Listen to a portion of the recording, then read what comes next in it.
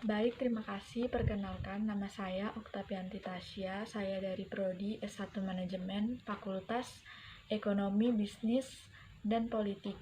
Di sini saya akan membahas beberapa materi dari pengantar bisnis. Baik, kita langsung saja ke materi pertemuan pertama, yaitu tentang pengertian bisnis. Apa itu yang dimaksud dengan pengertian bisnis? Bisnis adalah suatu usaha individu atau kelompok mengembangkan dan mentransformasikan sumber jasa yang dimiliki untuk menghasilkan barang dan jasa yang dibutuhkan oleh konsumen sehingga mendapatkan keuntungan atau laba dan dengan kegiatan itu. Apa yang dimaksud dengan tujuan bisnis? Tujuan bisnis adalah setiap orang yang ingin berbisnis atau memulai bisnisnya pasti sudah tahu tujuan apa dan bagaimana. Berikut ini merupakan tujuan bisnis. Yang pertama, kebutuhan yang beraneka ragam, vicious circle. Awal bisnisnya adalah bertukar barang atau jasa karena pada masa itu belum ada uang sehingga barter antar barang dan jasa. Tujuan bisnis yang kedua, kebutuhan dan keinginan, need and wants. Kebutuhan pada dasarnya terbatas, yang tidak terbatas adalah keinginan. Orang berbisnis untuk memenuhi kebutuhan hidupnya. Orang yang mendapatkan keuntungan melimpah tetap harus berbisnis karena keinginan terus bertambah seolah-olah tidak ada batasnya.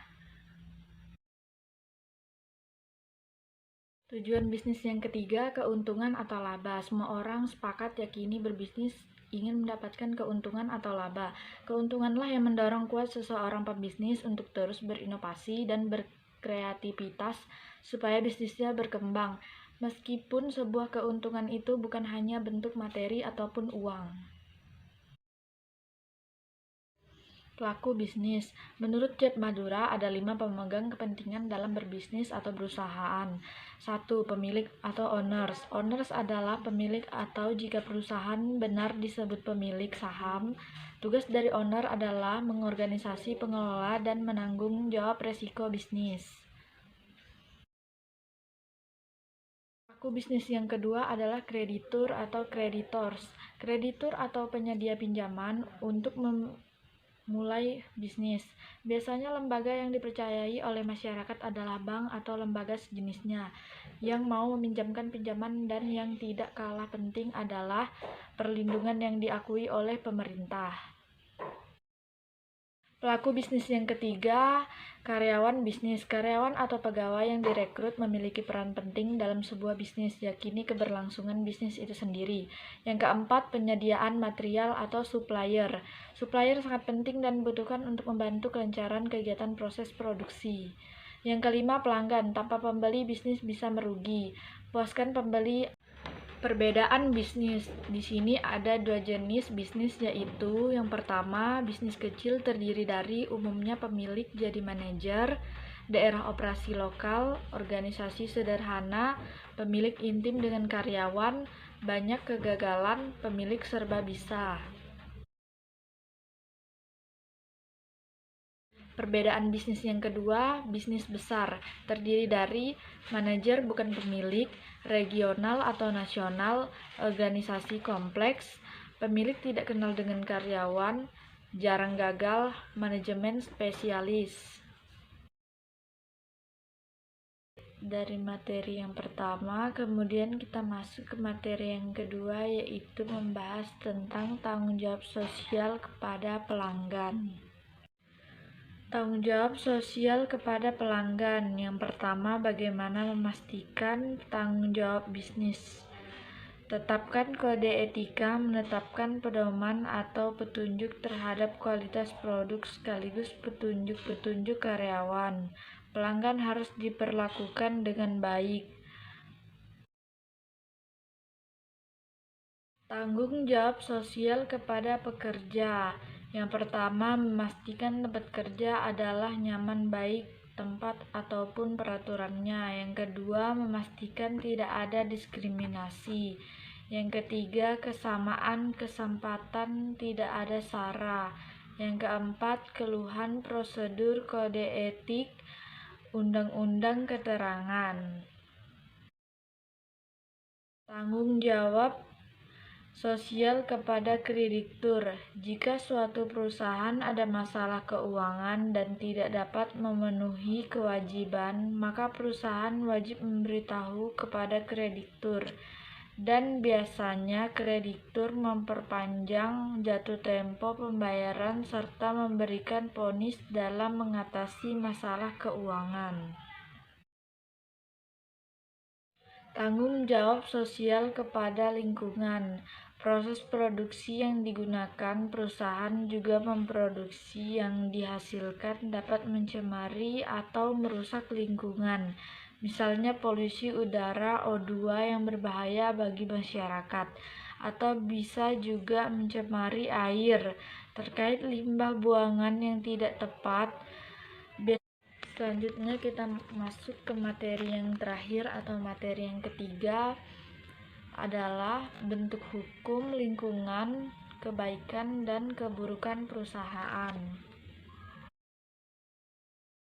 Badan usaha yang berbadan hukum adalah badan usaha yang memisahkan antara kekayaan pribadi pemilik atau pendirinya dan harta kekayaan dalam usaha. Badan usaha yang termasuk badan hukum adalah Persero Terbatas PI, perusahaan negara PN, perusahaan daerah PD, koperasi, perjan, persero, dan badan usaha yang bukan berbadan hukum adalah usaha yang tidak memiliki, memisahkan, dan tegaskan harta kekayaan pribadi pemilik atau pendirinya dan harta kekayaan badan usaha. Yang termasuk badan usaha bukan berbadan hukum yaitu perusahaan perseorangan, firma, dan CP. Lingkungan perusahaan atau bisnis. Yang pertama, lingkungan teknologi. Teknologi memiliki beberapa arti bagi lingkungan bisnis. Teknologi umumnya mencakup semua cara yang digunakan perusahaan untuk menciptakan nilai bagi konstituen mereka. Teknologi mencakup pengetahuan manusia, metode kerja, peralatan fisik. Bentuk-bentuk perusahaan. Yang pertama, perusahaan perseorangan. Perusahaan yang memiliki satu individu, akan tetapi dalam prakteknya badan usaha ini kerap kali merupakan perusahaan keluarga, yakni perusahaan yang menggunakan seluruh atau sebagian keluarga untuk menjalankan.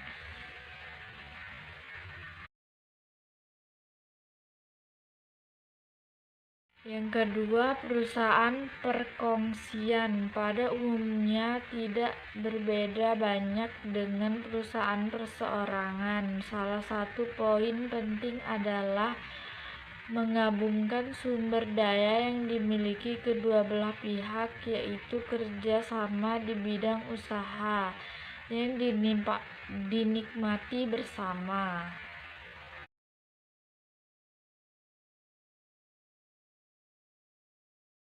Yang ketiga, perusahaan perseroan terbatas. Perusahaan ini dapat digolongkan menjadi dua, yaitu perusahaan publik dan perusahaan privat. Kebaikan perusahaan perseorangan. Yang pertama, mudah didirikan. Yang kedua, modal mulai usaha kecil. Yang ketiga, pengelolaan fleksibel dan bebas. Yang keempat, kerahasiaan usaha terjamin. Kelemahan dan keburukannya, pertanggungjawaban tidak terbatas, modal terbatas, kualitas manajerial, dan kebaikan perusahaan perkongsian. Lebih banyak modal dapat dikumpulkan, lebih banyak keahlian yang diperoleh, umur usaha lebih panjang. Kelemahan dan keburukannya, masih terdapat masalah tanggung jawab yang tidak terbatas, dan juga masalah sukar memperoleh modal masih dapat berlaku namun kecil kemungkinan. Serta yang terakhir adalah masalah kesalahpahaman antar anggota. Baik, terima kasih. Itu saja pembahasan dari saya tentang materi pertama, kedua, dan ketiga tentang bisnis. Sekian dari saya dan terima kasih.